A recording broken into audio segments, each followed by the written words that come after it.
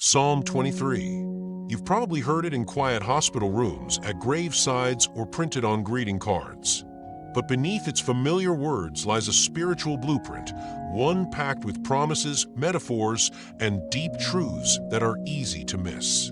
It opens with, "The Lord is my shepherd, I shall not want."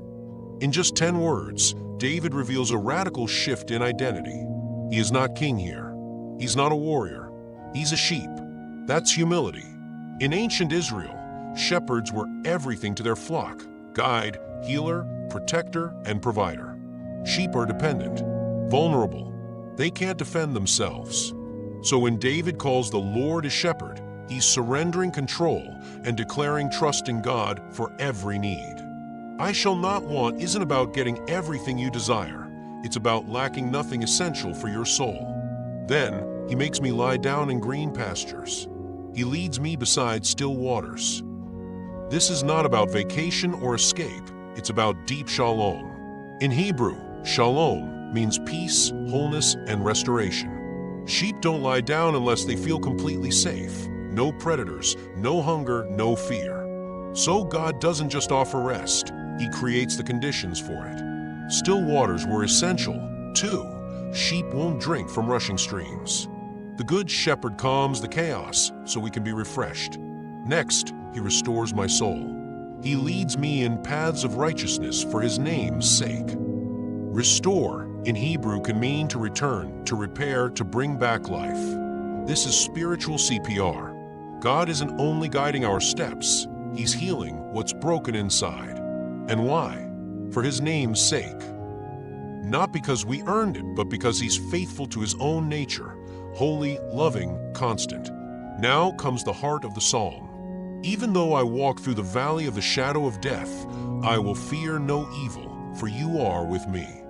This isn't poetic exaggeration. It refers to a real place, a narrow, steep canyon between Jerusalem and Jericho. Thieves and wild animals hid in the shadows. Death was a real threat.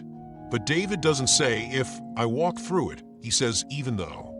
That's life. We all go through dark valleys, but God doesn't abandon us there. He walks with us. Notice the shift. Up to now, David's been talking about God. Now he talks to him. The valley makes things personal. Your rod and your staff, they comfort me. The rod was a weapon to fight off attackers. The staff was used to guide and rescue. One defends, the other directs. Together, they symbolize both God's power and his presence.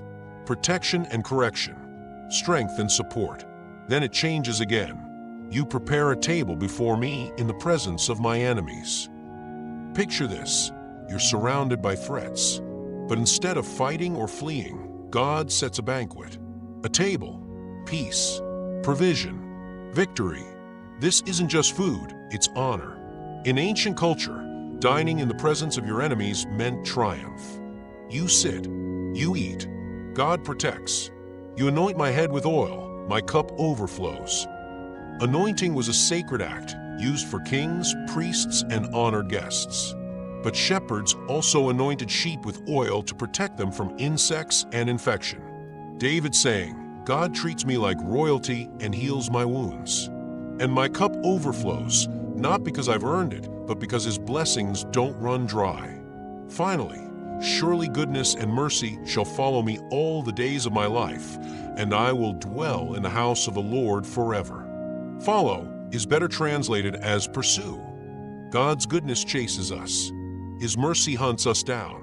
And the house of the Lord, that's not just heaven.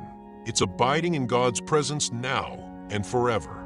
The psalm ends where it began, not in fear, but in trust, not in striving, but in rest. So the next time you hear Psalm 23, don't just hear comfort, hear covenant. Don't just hear poetry, hear promise. This isn't a funeral verse. It's a life declaration.